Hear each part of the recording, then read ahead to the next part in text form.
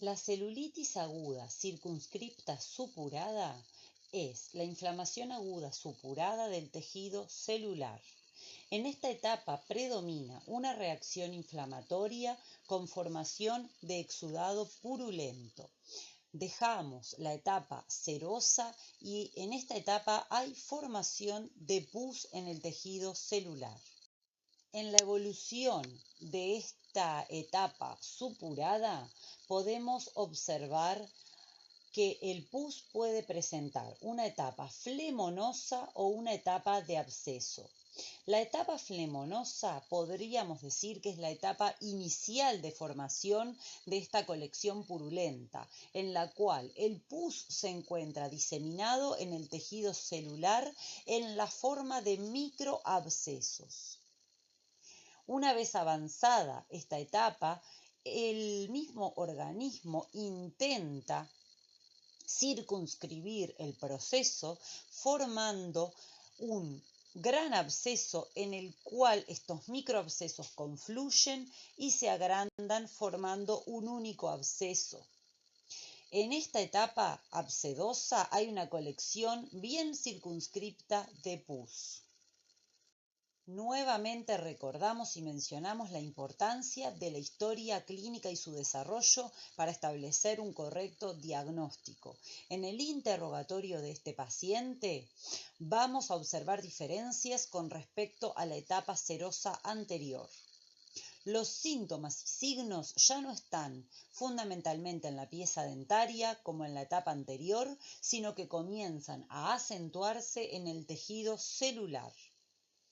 El paciente relata la presencia de una tumefacción facial de 72 horas o más de evolución. Hay un dolor acentuado en la tumefacción. La tumefacción presenta un dolor espontáneo, continuo, lancinante, pulsátil, irradiado, que no permite el sueño, rebelde con la medicación analgésica y la calidad de vida del paciente y su estado general se ven afectados. Hay presencia o puede haber presencia de cialorrea, disfagia, es decir, dificultad para la alimentación y o trismus. En el examen regional vamos a encontrar a un paciente que se presenta con un estado general más afectado, con facies de tipo febriles. La presencia de la tumefacción y asimetría facial bien notoria en este paciente, que puede ser facial o cervical, y está mal delimitada. La piel que recubre esta tumefacción se presenta con rubor, roja, brillante, tensa y difícil de plegar.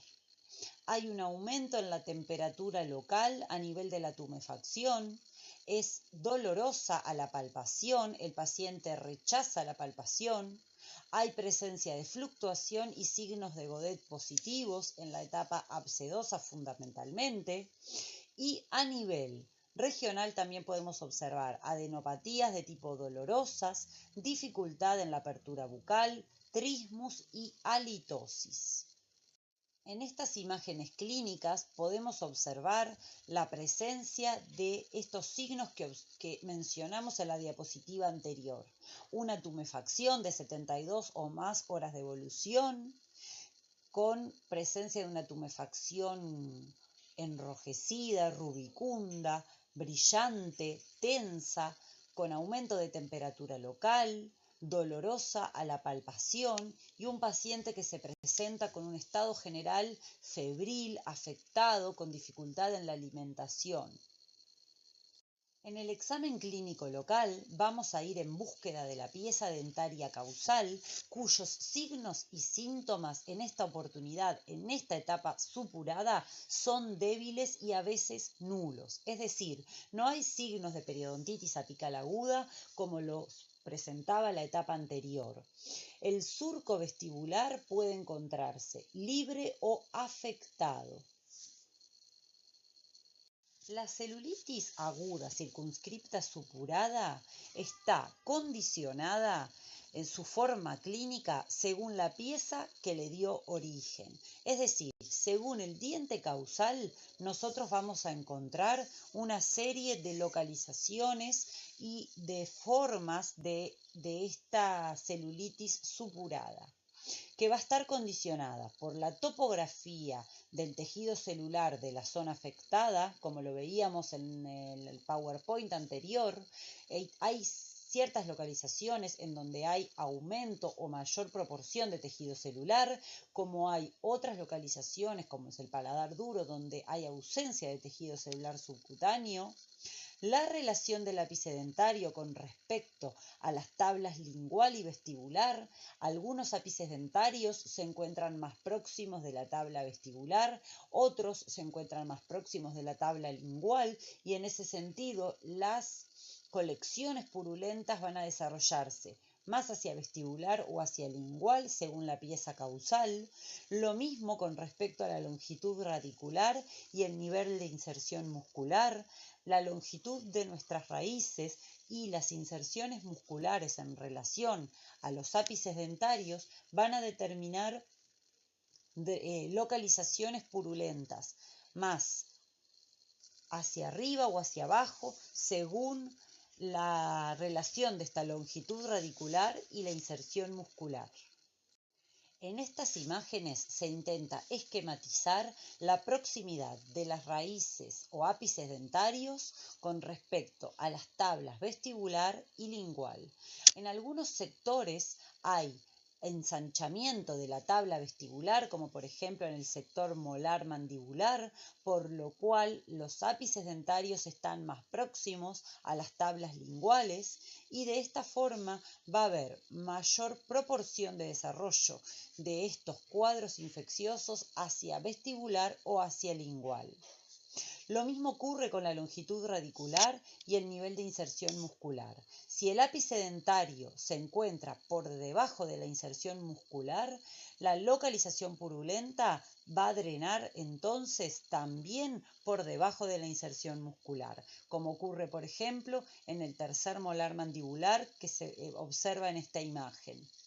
Si la colección purulenta se encuentra en el ápice dentario y el ápice dentario se encuentra sobre la inserción muscular, entonces la colección purulenta se va a desarrollar por encima de esa inserción muscular. En este esquema se presenta una vista oclusal de maxilar y mandíbula, en la cual se pretende observar la distancia que existe entre las raíces dentarias y las corticales vestibular, palatina o lingual.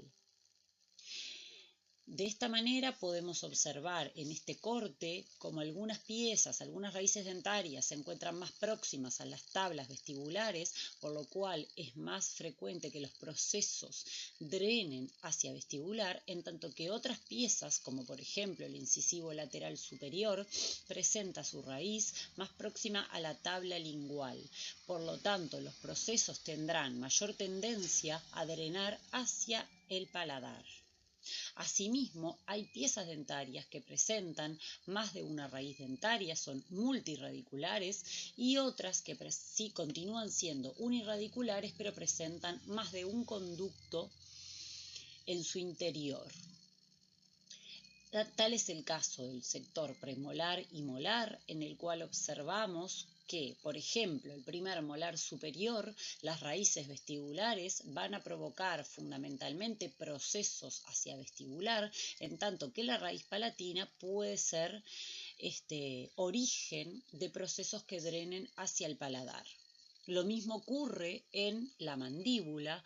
El sector anterolateral se encuentra más próximo a la tabla vestibular, las raíces dentarias, en tanto que el sector molar, por la presencia de la cortical mandibular de ese grosor tan importante y la línea oblicua externa a nivel molar, provoca que las piezas, los molares inferiores, presenten sus raíces más próximos a la tabla lingual, siendo más frecuente los procesos de colección submandibular o sublingual. En esta diapositiva se observa una colección purulenta a nivel de sector anterior de paladar duro, originado en el incisivo lateral superior, cuya raíz se encuentra más próxima a la tabla palatina, como lo hemos visto en la diapositiva anterior. Por lo tanto, un proceso apical a punto de partida de una necrosis séptica del incisivo lateral superior pudiera perfectamente drenar hacia el paladar, formando una colección purulenta que se conoce como absceso palatino. Cabe recalcar, tal como se mencionó anteriormente, que en el paladar duro no existe la presencia de tejido celular, por lo tanto no se desarrollan celulitis, sino que abscesos palatinos. En este caso, un absceso de localización submucosa se encuentra en esta imagen clínica que observamos. En esta diapositiva, así como en las tres que continúan, presentamos un esquema que representa la mayor predilección o frecuencia de drenaje de cada uno de los grupos dentarios, tanto en maxilar como en mandíbula, teniendo en cuenta los parámetros que destacamos anteriormente, como ser el largo o la longitud radicular, su relación con las inserciones musculares, la cercanía de los ápices dentarios con respecto a las tablas vestibular y palatina o lingual.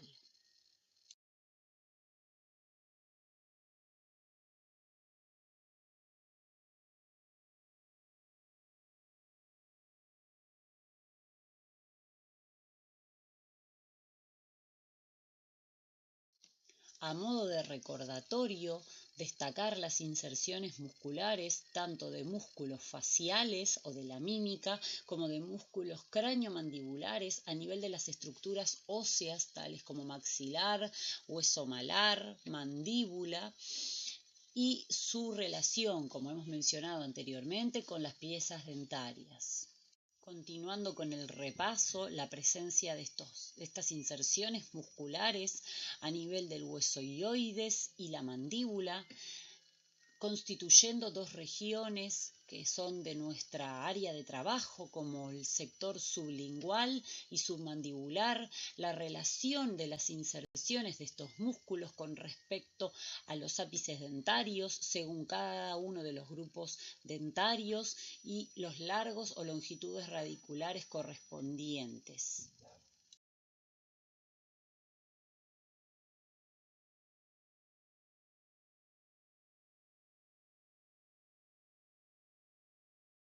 En la línea de lo que veníamos desarrollando, una particularidad la ofrece el tercer molar inferior. Esta pieza dentaria ha sido estudiada en profundidad porque se ha visto que las pericoronaritis que se desarrollan en los terceros molares inferiores, según sea la vía de propagación de la colección purulenta, se pueden encontrar distintos abscesos en distintas localizaciones y a su vez estos reciben distintos nombres según sea su localización. En el siguiente esquema se detalla cada uno de estos abscesos y cuál es la localización de los mismos. En este esquema se detalla alguna de las posibles vías de propagación de las colecciones purulentas a partir de, por ejemplo, una pericoronaritis en el tercer molar inferior. Es importante poder conocer la anatomía de la región para entender hacia dónde puede drenar esa colección purulenta y dónde puede ser importante realizar la vía de drenaje posteriormente. En este sentido, les vamos a solicitar que ustedes amplíen el conocimiento de cada uno de los abscesos que se puede desarrollar a punto de partida entonces del tercer molar inferior.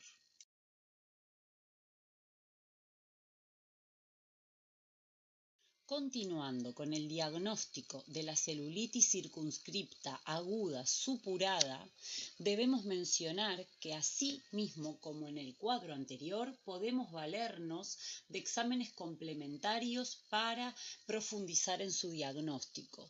Radiográficamente no hay variación con respecto al cuadro anterior.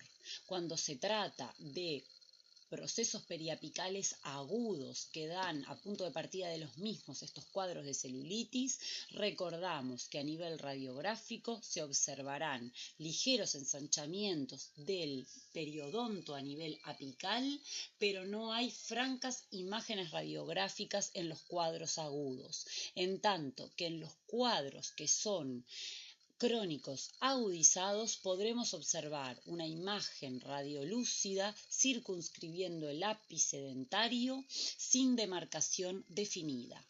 En cuanto a la evolución de este cuadro, podemos observar que en su evolución sin tratamiento, el cuadro continúa avanzando hacia una abscedación y drenaje espontáneo que podrá ocurrir por vía intra o extraoral.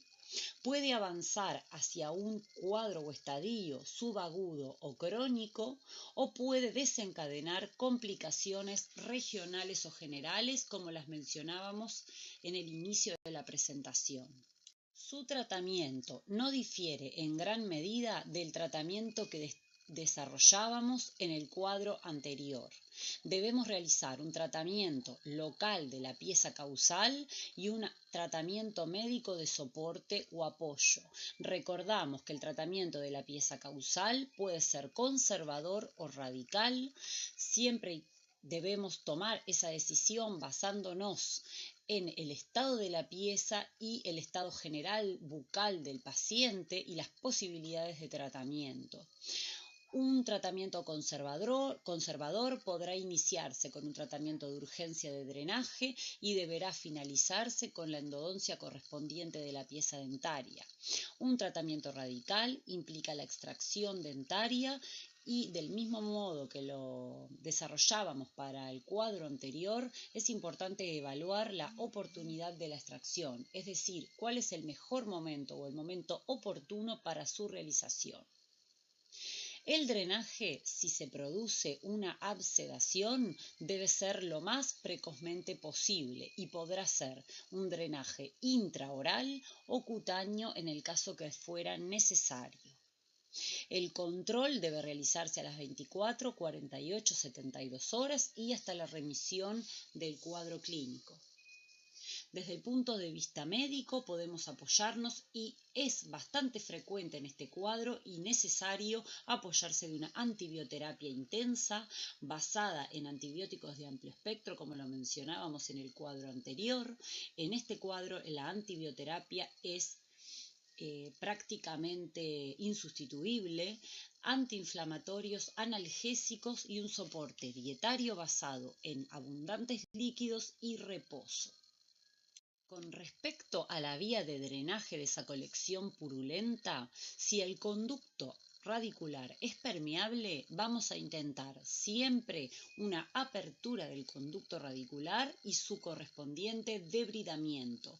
Muchas veces es posible lograr el drenaje por vía del conducto, fundamentalmente cuando la colección purulenta aún se encuentra intraósea o cercana al ápice radicular. Si el conducto no es permeable, como por ejemplo en los casos donde las piezas dentarias posean pernos radiculares, muchas veces se puede realizar la trefinación a través del perno y el drenaje del pus.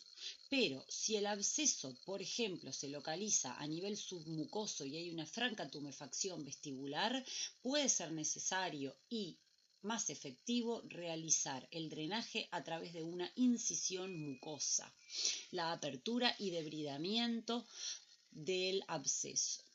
Describiendo brevemente la técnica quirúrgica del drenaje submucoso, recordamos la realización del campo externo, campo estéril, campo interno. Hoy en día, con lo que ocurre a nivel mundial con respecto a la pandemia de COVID-19, el campo externo lo realizamos con alcohol 70 y el campo interno con peróxido de hidrógeno al 1%.